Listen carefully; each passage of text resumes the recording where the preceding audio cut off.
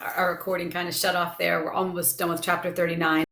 Giant John McNabb was explaining to Maniac that he thinks the EastEnders are going to rebel. And Maniac said, well, when's all this supposed to happen? And that's where we left off. John shrugged. You never know. Maybe this summer, he said. He jumped up, grabbed a beer from the fridge, flipped it open. They like to revolt in the summer, he said. Makes them itchy. They like to overrun the cities. This time we'll be ready. And then he told Maniac what he often imagined lying in bed. He said the blacks would be sweeping across Hector one steaming summer night, torches, chains, blades, guns, war cries, looting, overrunning the West End, climbing in through smashed windows, through doors, looking for whites, bloodthirsty for whites, like Indians on a raid in the old days. That's what they are, Giant John nodded. Today's Indians. The cockroach scrolling up Maniac's pant leg wasn't the only thing making Maniac feel crawly.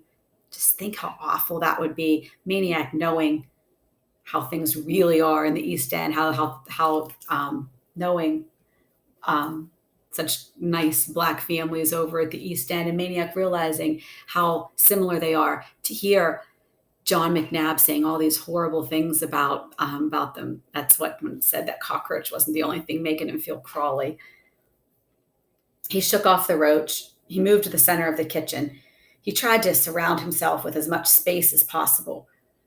But other people, he said, I don't hear other people talking about revolts. Nobody else wants to make forts and pillboxes. Giant John tilted the last of the beer into his mouth. Well, he grinned, maybe when we do, they will. That had been weeks before, and now the pillbox was underway, no longer an idea in the backyard, but a reality in their dining room. Now there was no room that Maniac could even stand in the middle of and feel clean. There was something else in that house, and it smelled worse than the garbage and the turds. Chapter 40. He ran far that day, far away from town, letting the wind wash him. When he returned to the West End, he heard in the distance Mrs. Pickwell whistling to her children for dinner. Though he'd heard that whistle many times, he'd not answered it since his first day in town. Remember Pickwell's with all the kids? Now he felt, as he had that first day, that it was meant just for him. This time, of course, there was a difference. He was no longer a stranger. He was Maniac Magee, the kid who had walked barefoot through the dump near their house. The Pickwell kids cheered when he showed up and treated him like a legend in the flesh. Mrs. Pickwell did better. She treated him like a member of the family, as if she would have been surprised if he hadn't come for that whistle. Nor was Maniac the only visitor for dinner. Mr. Pickwell had brought home a down-and-out shoe salesman in sore need of sympathy and a good meal. As Maniac ate and talked and laughed his way through dinner, he couldn't help thinking of the Beals and how alike those two families were, so friendly and giving and accepting of everyone. So easily he could picture the Beals' brown faces around this dinner table, and he could picture the little Pickwell kids' white faces and bodies in the bathtub at 728 Sycamore. Whoever had made of Hector Street a barrier, it was surely not these kind people. Fortified by his good time at the Pickwells, Maniac returned back to the McNabbs. After the East End scare, Russell and Piper no longer demanded stunts of him in return for attending school. On the one hand, this was a relief to Maniac, but on the other, it left him with less influence over them. He could always extort a day or two in class from them with the free weekly pizza, but beyond that, he goaded them towards school any way he could. He organized a marbles tournament that could take place only in the schoolyard during recess. He tried reading to them as he had to Hester and Lester and Grayson, but they paid about as much attention to him as the roaches.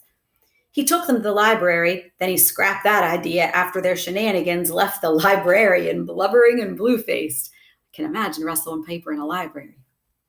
Then May arrived with its warm weather and blew away what little power he had left.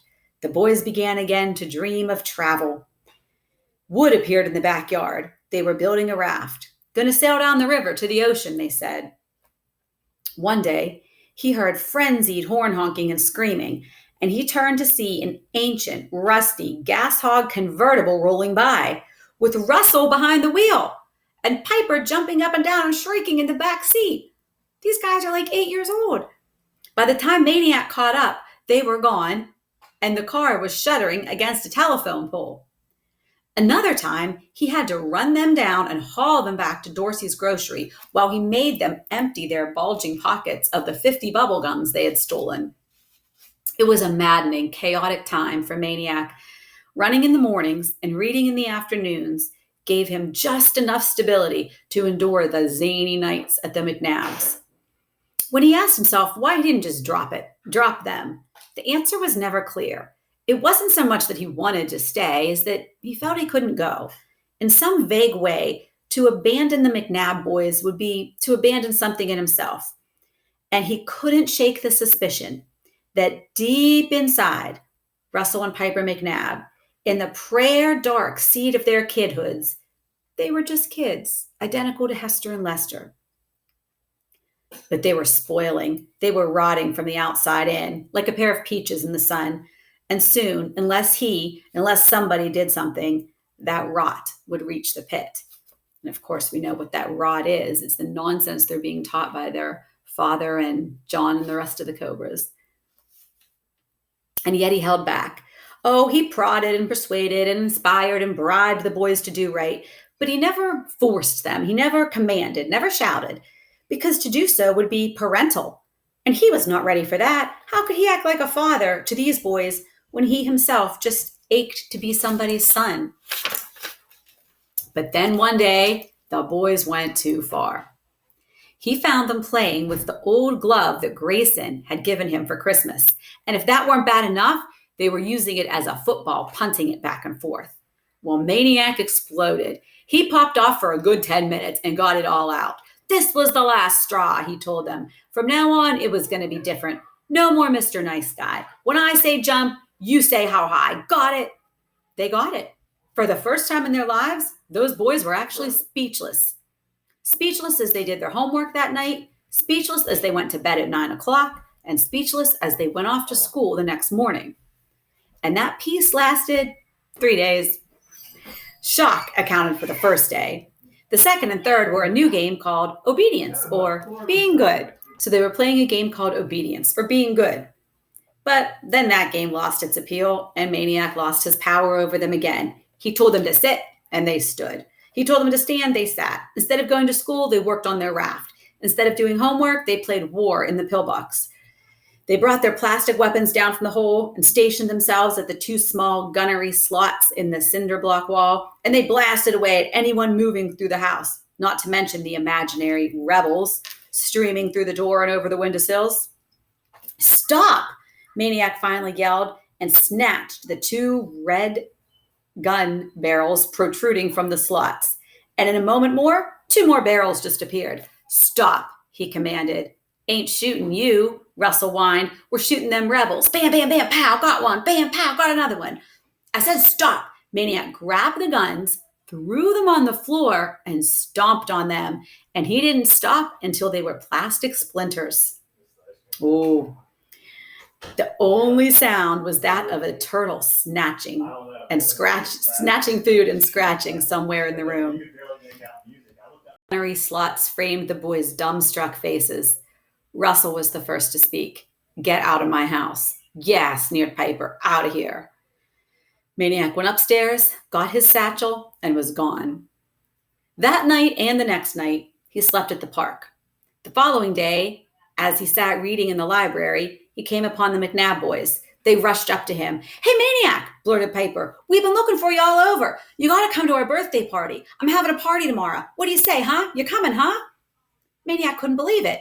The ugly feelings of the other day showed nowhere on their excited faces. Come on, Maniac, you gotta.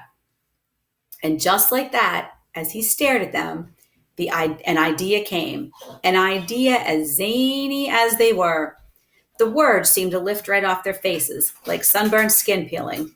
Okay, he said, on one condition. What's that? If I can bring somebody with me? Sure, bring everybody. We're going to party, they yelled. The librarian edged closer to the phone. Who do you think Maniac is going to bring to the McNabb's birthday party? Let's see. He said it was an idea as zany and crazy as they could come. What would be a zany, crazy idea for him to bring to the party? Chapter 41, let's see. The McNabb boys didn't know whom they did expect Maniac to bring to the party, but one thing was for sure, they did not expect him to come walking through their front door with a black kid. So who do you think? Who did he bring from the East End? And that was only the half of it. From the way that kid swaggered in, from the candy bar that jutted like a chocolate stogie from the corner of his mouth, from the ripstone evil scowl on his face, that kid had to be none other than Mars Bar Thompson himself. If black meant bad and in-your-face nastiness, if black meant as far from white as you could get, then Mars Bar Thompson was the blackest of the black. Here, in the middle of their living room, stopping the party, the neighborhood kids, the Cobras, even George McNabb, stopping them, dead as traffic. Just walked in through the front door, the steel door, breezed right on in, past the bars, standing there. I own this joining there. Before they knew what was happening, before anyone could reach for anything, which of course is just what Maniac had in mind. Remembering how little Grayson had known about black people and black homes, thinking of the McNabbs' wrong-headed notions, thinking of Mars Bar knee-jerk reaction to anyone wearing white skin, and Maniac thinking, well, naturally, what else would you expect? Whites never go in blacks' homes, must-lets inside their thoughts and feelings, and blacks are just as ignorant of whites. What white kid could hate blacks after spending 5 minutes in the Beals house? And what black kid could hate whites after answering Mrs. Pickwell's dinner whistle? But the East Enders stayed in the East End and the West Enders stayed in the West, and the less they knew about each other, the more they invented. Now, it hadn't been easy finding Mars Bar, taking all his lip about cheating on the race, taking some bumps, some shoves, Mars Bar goading him to fight, but keeping his cool, matching Mars Bar glare for glare, telling him he wasn't as bad as he thought he was, really stoking him now, making him slam his candy bar to the ground. No? You want to tell me why I ain't so bad, fish? Go ahead, 'fore I waste ya, chest to chest. Keeping his cool, letting Mars Bar do all the huffing, Maniac said, simple, you don't cross Hector. You stay over here where it's safe. How bad would you be over there? Stepping back, folding his arms, smugging it up just enough, standing there in his white skin, gazing nonchalantly about 6 blocks deep in the heart of the black side, Maniac said, guess that makes me badder than you. Well, obviously, Mars Bar has to accept a challenge like that, right? Now, they did not go straight to the McNabbs. First, Maniac took Mars Bar to the Pickwells. He wanted Mars Bar to see the best the West End had to offer. The little Pickwells made as much fuss over Mars Bar as they did Maniac. They believed, as did all little kids in the West End, that he carried 100 Mars Bars with him at all times. Not surprisingly, Mrs. Pickwell never even batted an eye when she saw who was coming to dinner. It was quite a sight, all right. 16 Pickwells plus Maniac, plus a down-and-out golf caddy, 18 so-called white faces, and Mars Bar Thompson. And to his credit, Mars Bar didn't use the words fish belly once, although on one occasion he did bend the truth a mite. When a Pickwell kid asked him if it was true about the famous race in April, did Maniac really beat him going backward? Mars Bar studied his fork for a minute, and then he said, yeah, he went backward, but you got the story wrong. It wasn't me he beat. It was my brother, Milky Way. The little kids couldn't understand why the grown-ups laughed for 5 minutes after that. And as for Mars Bar himself, his expression never changed until dinner was almost over, when the littlest non-baby Pickwell, Dolly, called him Mr. Bar. And even then, it wasn't so much a smile as just a crack in the glare. Even if Mars Bar wasn't letting on, Maniac could tell he was pleased to learn that his fame had spread to the West. And when they left, half the Pickwell kids followed them, begging Mars to perform his legendary feat of stopping traffic. Don't, Maniac warned. It might not work over here. But the Pickwells persisted, and when they reached Marshall Street, Mars Bar commanded, stay here, and he stepped into traffic. All right, and when we pick up next, we'll see how Mars Bar did stopping traffic, and also how it went with Mars Bar at Russell and Piper McNabb's party.